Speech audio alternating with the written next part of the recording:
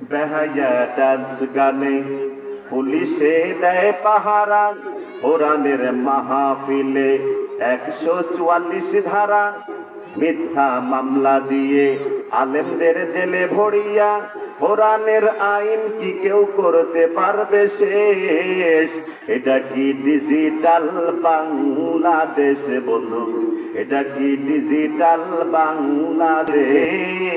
কে করে ওদের বিচার?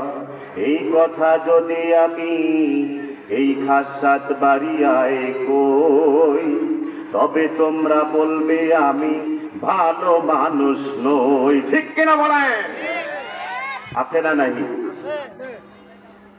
বেহায়া ডান্স গানে, আমার যুবক ভাইরা, এটা যুবক ভাইদের গান বলবো, শোনাবো। আমি মাঝখানে গজল আর গান বলি না, যা বলি প্রথমে, কারণ মাঝখানে ওয়াজের গান জায়গায় দেখা যায় গান গজল। আসলে গজল বলতে পারি, কিন্তু প্রায় দিনই মাহফিল করা লাগে, কণ্ঠটা ঠিক থাকে না। তাহলে যুবকদের গল্প বলবো। বেহায়া ডান্স গানে পুলিশে দেয় পাহারা, কোরআনের মাহফিলে 144 ধারা, মিথ্যা মামলা দিয়ে আলেমদের জেলে ভরিয়া, কোরআনের আইন কি কেউ করতে পারবে শেষ? এটা কি ডিজিটাল বাংলাদেশ বলুন, এটা কি ডিজিটাল বাংলাদেশ? ঠিক কিনা বলে? আজকে যুবকরা কিন্তু গানের মজ পায় নাই।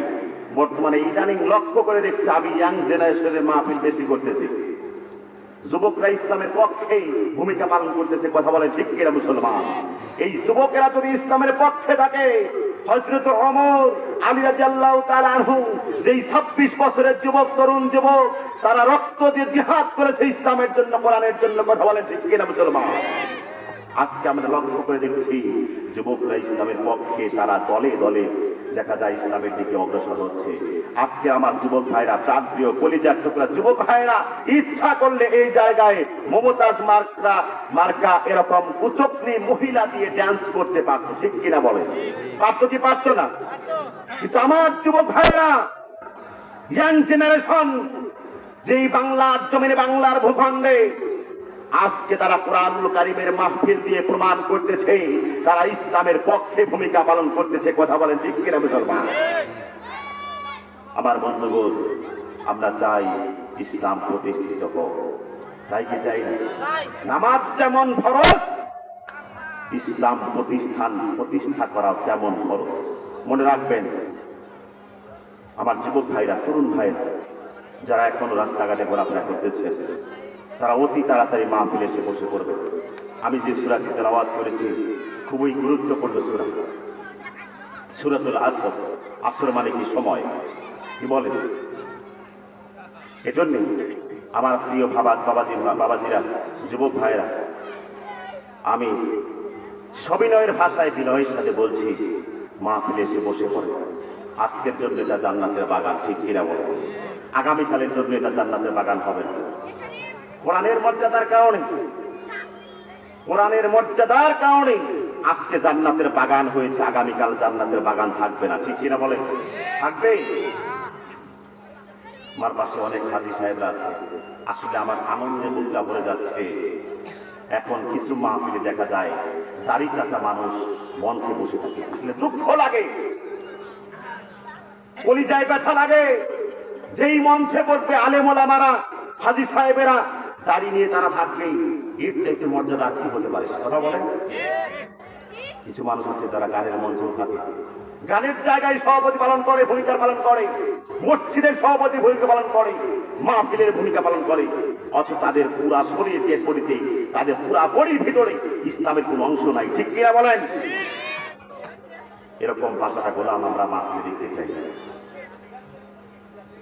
তবে আমরা তাদের জন্য দোয়া কামনা করছি, আল্লাহ পাক তাকে হেদায়েত দিন। আমিন বলেন। আলহামদুলিল্লাহ, আলহামদুলিল্লাহ। আজকের যুবকদের আয়োজিত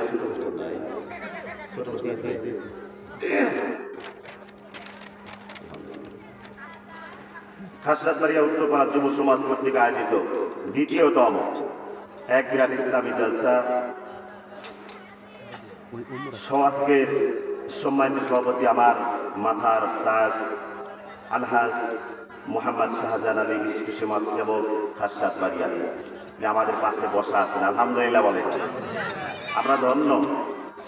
সহসভাপতি আলহাজ মোহাম্মদ সিরাজুল ইসলাম, আমি তাদের জন্য দোয়া কামনা করছি। বারাকাল্লাহু ফি হায়াতিহি, আল্লাহ পাক যেন তাদের হায়াতের মধ্যে বরকত দান করুন, সকলে বলি আমিন। প্রধান অতিথি হিসেবে উপস্থিত থাকার কথা আলহাজ মোহাম্মদ সাহাদুল হোসেন দুলাল, সাবেক অধ্যক্ষ সাতবাড়িয়া ডিগ্রি কলেজ। আরো সম্মানিত অতিথিবৃন্দ আছেন এবং প্রধান বক্তা আমার প্রিয় ভাই মিশর আল আজহার বিশ্ববিদ্যালয়ের থেকে আগত উদীয়মান তরুণ বক্তা, ইসলামিক স্কলার হাফেজ হযরত মাওলানা মুফতি সুলাইমান আল আজহারি, হাদিস বিভাগ জামিয়াতুল আজহার বিশ্ব।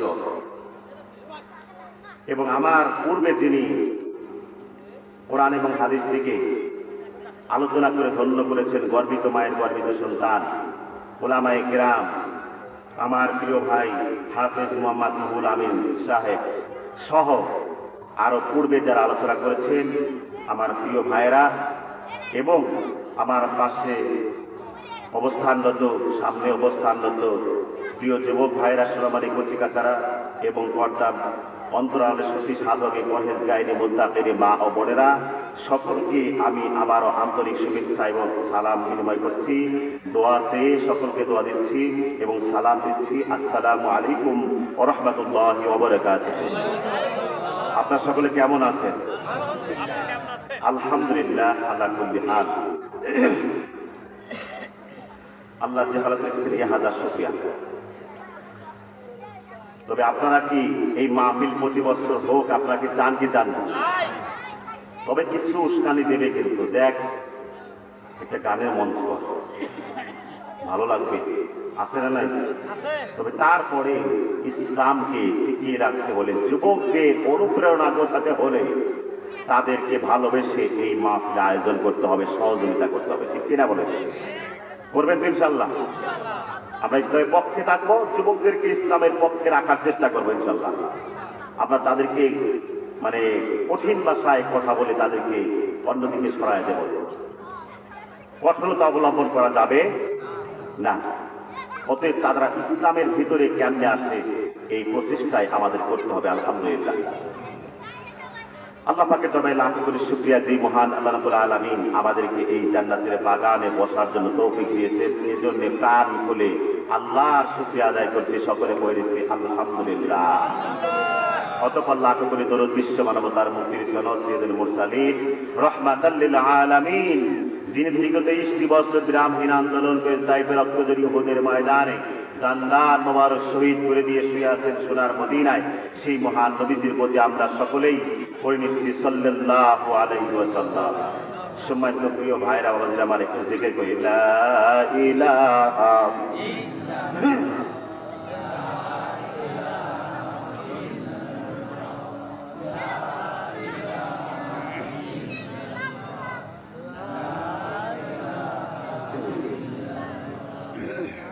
সুবহানাল্লাহ আলহামদুলিল্লাহ লা ইলাহা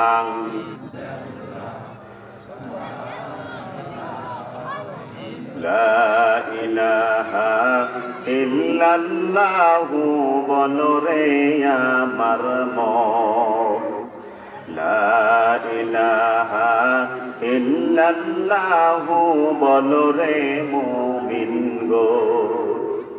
ও তোর মত কানে বুঝিতে পারবি,